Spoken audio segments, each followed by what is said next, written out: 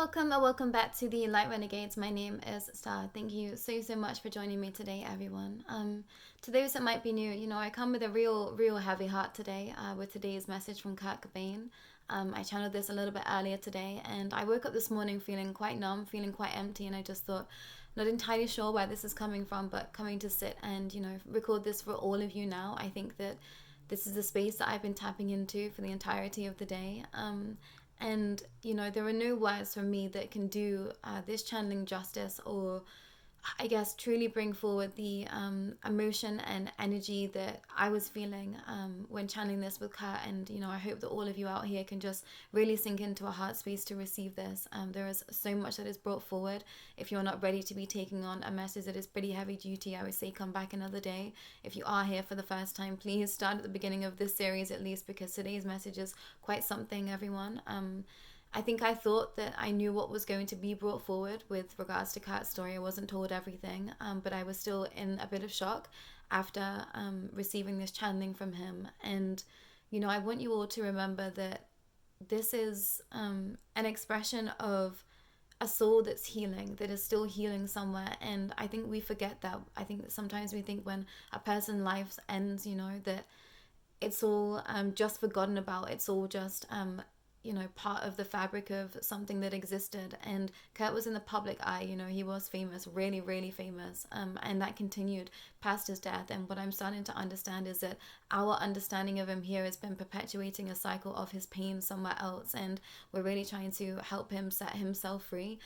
So to those that have been feeling so much into this, there are active spaces in other realms where all of this energy is still real. All of this energy is just playing on loop the loop somewhere, and we're trying to break that cycle for him so that he can truly, heal and set himself free across all accounts, is what I want to say. I think that's all I would like to share before reading this channeling. And I didn't have much time with Kurt after. I was in a state of shock, I think, somewhere. And I'm still processing, I think, to some extent, everyone. So please, go easy, go well, and really contemplate if you're ready to take on today's message. But Kurt's channeling from earlier today was titled My Demons, and he started with, back again. I think now I'm wishing I hadn't stepped forward. It's all flooding back to me, each incident, each moment I didn't say yes to love or healing or myself. Each moment I chose to give in to fear, to sadness, to shame, to guilt, regret. I think at my core, I always felt like I just shouldn't be here. I wanted to and tried so hard to just let myself be. But I think I felt the world even truly not accepting of me. Somewhere me, so rotten and spoiled, I felt like hell would someday spit me out to rot somewhere else, far worse. Yet I think Earth, my life, truly did turn out to be hell. I was in such pain, my spine from a young age all twisted and curved, my stomach in knots after all the drugs and alcohol and worry. My God, the worries. I was always afraid of this and that, and not the normal fears like worrying about my music or the band, but I would feel world disaster, world's end, somewhere hoping perhaps it would all just truly come to an end. I knew deep down all along that I wasn't going to live for very long. Somewhere in my heart I just knew, and there wasn't anyone that could tell me otherwise. Today I want to make it clear that I did not pull the trigger on myself. It was something out of this world that helped me end it all. These are the bits that they don't tell you about when signing contracts, when others around you decide to strive forward without you in certain circles. And no, I'm not talking about Courtney. There were others that are still in the public eye now that made some decisions that led to me being hung out to dry.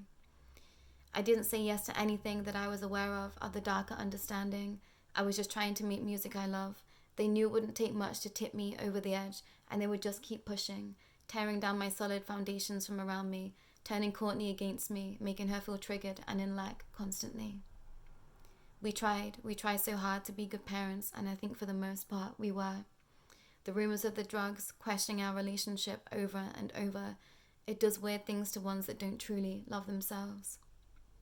You start to believe the lies, and you start to live in fear of one another, which leads to resentment, which leads to arguments, which leads to you not trusting, and once the trust is gone, you truly have nothing. I love Courtney, still do, with all my being. I believed in her. She believed in me. It felt like the world was against us, rightly or wrongly. We felt like we were fighting something much larger than ourselves, our love, or at least that's how they want you to feel. They want you to believe.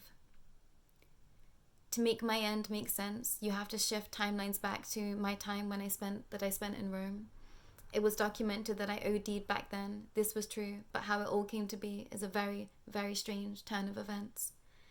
I didn't have the idea to kill myself. I just wanted to have a fun time with my lady, and that's what we did, get fucked up and shoot the shit for hours. I could talk to her, like really talk to her. I was happy with that. But when I got to Rome, something changed. Something happened to me. It was the worst I'd felt. My head spinning, my lungs felt like someone had crushed them under a weight so heavy, I found it hard to even walk. As always, putting on a brave face, I said that I was okay, but I wasn't. The night that I OD'd, I saw something I'd never seen before. Throughout my life, I'd seen lights, ships in the sky, but this night, it was different. When I closed my eyes, I was taken elsewhere. This happened lots when I was strung out. I guess you would all call it astral projection, but I would just call it floating off and away. And I liked it there. That's where I'd go. The pain would stop. I would float off somewhere, calm and quiet. My mind was at ease there. But this night, it was black. There was a figure stood in the darkness. It said that it was over, that my life would end soon, and that I had made this choice some time ago. They said that there was nothing that I could do to free myself. I'd agreed, and that was it. It's funny because now that I remember, I didn't feel scared. I didn't feel upset. I think somewhere relieved. I just wanted it all to stop. I was in pain constantly, my mind ablaze. I just didn't know what else to do. They spoke in a language that I didn't know, but I understood it. I saw friends of mine in cloaks, holding daggers. I saw friends of mine swearing oaths against me, my family, my name, my legacy. They chose this path over me, our friendship, our lives. Now I see what happens. You believe that there is no other way, and trust me when I say those circles, they all know now. It has taken some years, but they have all turned a blind eye, if not have decided to say yes to something that they know that they shouldn't have. It has been years since my day, and I think my circle is the last of true autonomy. Now you say yes to one thing, now you say yes to one thing, and it's all gone, just like that, snap. It's black. You are dressed in red, and you do not speak the same language as those around you anymore. You don't live by the same rules. I saw so much that night, all aspects that I'd had the devil on my shoulder, all spaces of beings were around me, trying to tell me what was right from wrong. I faced the darkness over and over. Not truly knowing what it all meant, I faced my demons. I knew that they were coming for me once and for all. And in the pitch black, when it was all about to go out, I saw a light, and not the light which you may be all thinking, but the light in my daughter's eyes, the light in my eyes, and the light in Courtney's eyes. I knew it was all one and the same, but different now. I saw faces smooth and sparkling. They said that they would take care of my girls. They would do all that they could to keep them safe. I felt at peace. They say that they could pull me back from here. There was something I had to do before I go. They said that they couldn't stop them. It was too far gone, but I could do something to make all this a little easier for my girls. They asked if I would agree, and in my pitch black, I felt myself take a deep breath, and just like that, I was back in Courtney's arms. I was awake, and it all felt like a dream.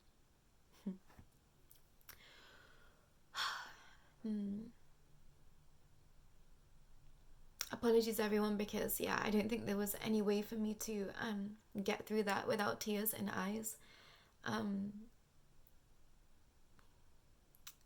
For some time, I've been researching the industry, the music industry specifically, and I'd had question marks around a lot of beings. And I'm grateful for those question marks to be brought to a close through Kurt today. I'm grateful for us to truly understand, just how deeply this regime all goes, and just how much they've been planning, you know, our history, our timelines for the longest time, perpetuating cycles of sadness, of true, you know, tragedy, of torment, of mental unrest, of emotional unrest. And, you know, they had a plan with this, they had a plan with Kurt.